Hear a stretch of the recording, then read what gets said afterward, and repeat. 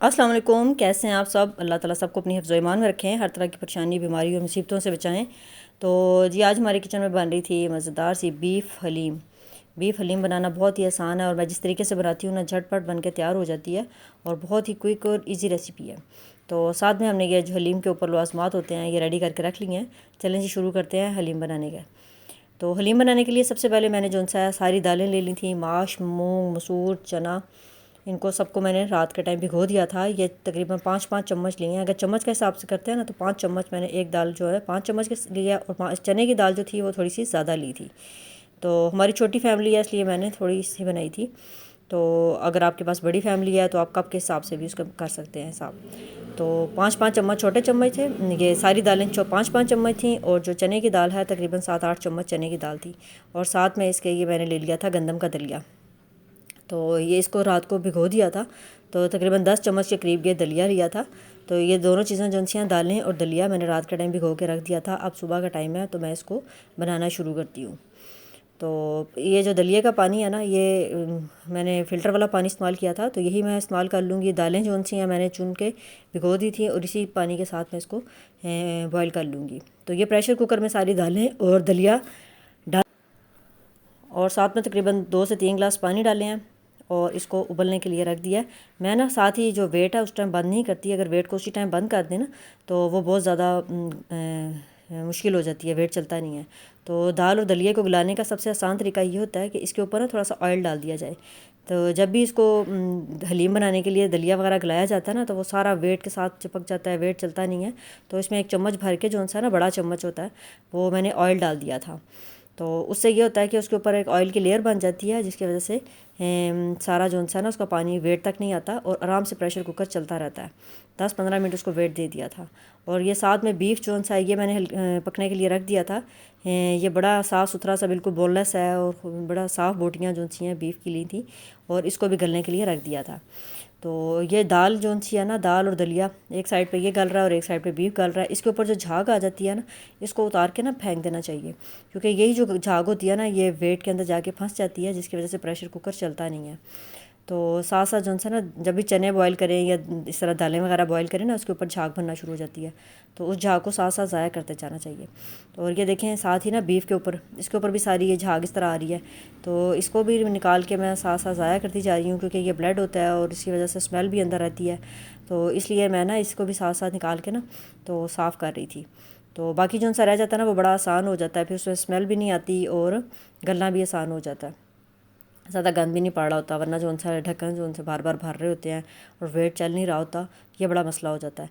तो इसलिए ऊपर से ये जो इसकी झाग होती है ना ये उतारना बहुत ज़रूरी होता है। तो ये छोटी छोटी टिप्स होती हैं जिनका ख्याल रखना बहुत ज़रूरी होता है। अगर इन पे अमल करते रहे ना तो खाना बनाना बड़ा आसान हो जाता है। तो वरना पहले जब मुझे नहीं पता था ना कि हलीम ये दाल और दलिए में जब ऑयल में नहीं डालती थी तो प्रेशर कुकर चलता ही नहीं था, सारा वेट भी गंदा हो जाता था, ढक्कन भी गंदा हो जाता था और बड़ा ज़्यादा गंद पड़ जाता था।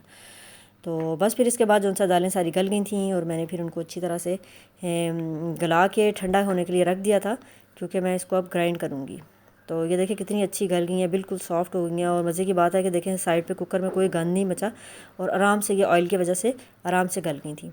तो अब मैं इसको ठंडा हो गया, इसको जग में डाल के ना ग्राइंड कर लूँगी। हल्का सा, बिल्कुल हल्का सा करना, ज़्यादा पेस्ट नहीं बनाना, हल्का सा ग्राइंड करना ताकि ये जो सा मिक्स हो जाए।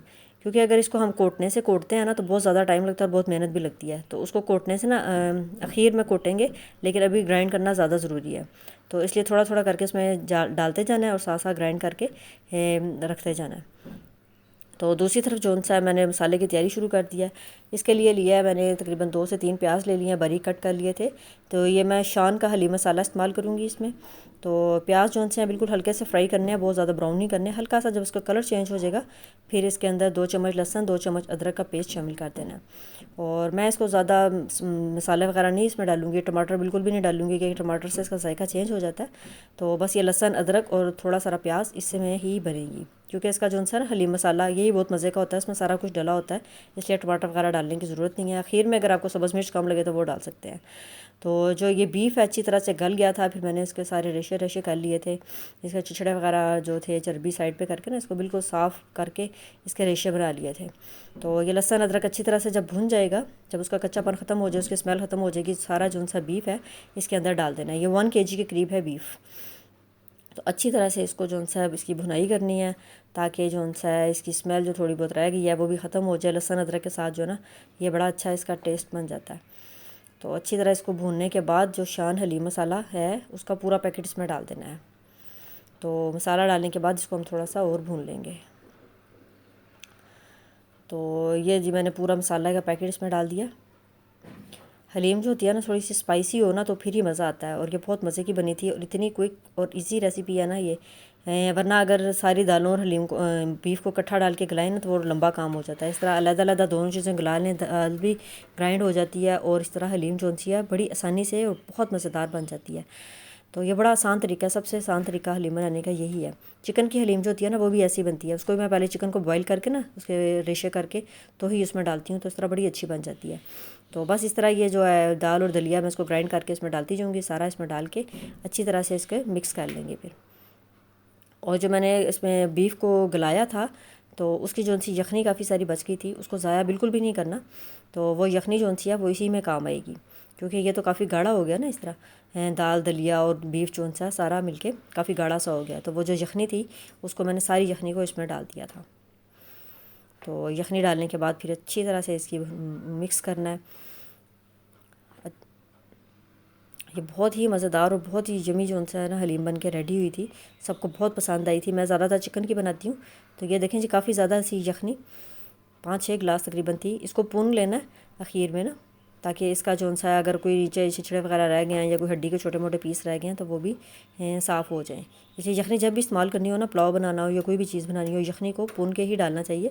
तो आखिर में जो सा छोटा छोटा सा रह जाता है गंद, ताकि वो खाने के अंदर ना आए। तो ये लें जी हलीम हमारी जो सी है काफ़ी बेहतरीन बन गई थी और बहुत ही जमी थी।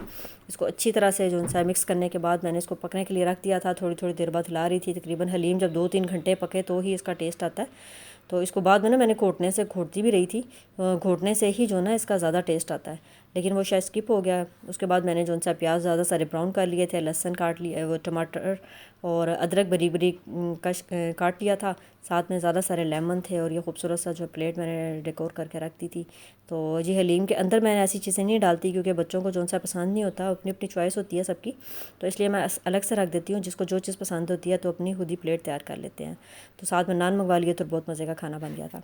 और ये जी मैंने मिनी प्लांट जो सी है अपने किचन में खिड़की के साथ लगाई है। इसको लगाने का बड़ा ही आसान तरीका है। ये मैक्स की जो सी बोतल थी ना ये खाली हो गई थी और ये बड़ा अच्छा सा इसका मटेरियल था और बड़ा अच्छा इसका कलर था, मुझे बहुत पसंद आ रहा था। मैंने इसको ज़ाया करने के बजाय ना इसको कट करके तो इसके अंदर मिनी प्लांट लगा दिया था। तो ये देखें जी मैंने इस तरह करके ना इसके ऊपर से पहले कट कर लिया था और साइड पे इस तरह इसका डिज़ाइनिंग हल्की सी कर दी थी। तो ये छुरी से ना बड़े आराम से कट गया था। ये नरम सा इसका मटेरियल होता है। तो साथ में मैंने ये लोहे की तार थी, मैंने एस बना के उसके रखे हुए हैं काफ़ी जगह पे ना, तो जहाँ मुझे ज़रूरत पड़ती है मैं इस तरह इस्तेमाल कर लेती हूँ। अगर आपके पास तार नहीं है तो आप इसके अंदर कोई डोरी वगैरह भी डाल सकते हैं। तो इस तरह इसके अंदर पानी डाल के मैंने मिनी प्लांट की 3-4 शाखें जो सी हैं काट के तो वो इसके अंदर डाल दी थी, और वो भी येलो और ग्रीन था। बड़ा अच्छा कम्बिनेशन बन गया था ये येलो ग्रीन का ना। तो इस तरह मिनी प्लांट को अच्छी तरह से धो के तो पानी के अंदर डाल देना है। तो ये बड़ा ही अच्छा सा माशाल्लाह जो सा ग्रो करती हैं। ये 3-4 दिन हो गए मैंने लगाई हुई हैं और बड़ी प्यारी ये सेट हो गई हैं। मैंने कहा चलिए आपके साथ भी शेयर करती हूँ। कोई भी चीज़ जो सी ज़ाया ही नहीं करनी चाहिए। तो कोई भी बोतल, कोई भी चीज़, गिलास वगैरह, कप जो सा उसके हैंडल टूट जाते हैं वो सबको इस तरह करके हम इस्तेमाल कर सकते हैं। तो बस ये देखिए मैं इसको 2 दिन बाद पानी चेंज कर देती हूँ और इस तरह खिड़की के साथ लगी हुई है। किचन जो सा जैसे ही आते हैं सामने से ये मिनी प्लांट ग्रीन ग्रीन नज़र आती है, येलो उसकी बोतल और ही खूबसूरत लगती है। तो ये देखने में बड़ी अट्रैक्टिव सी लगती है। चलें जी, मेरा यहाँ तक था आज व्लॉग। आपको पसंद आए तो लाइक करें, शेयर करें, सब्सक्राइब करें। मिलते हैं कल नई वीडियो के साथ। अपना बहुत सारा ख्याल रखें। अल्लाह हाफिज़।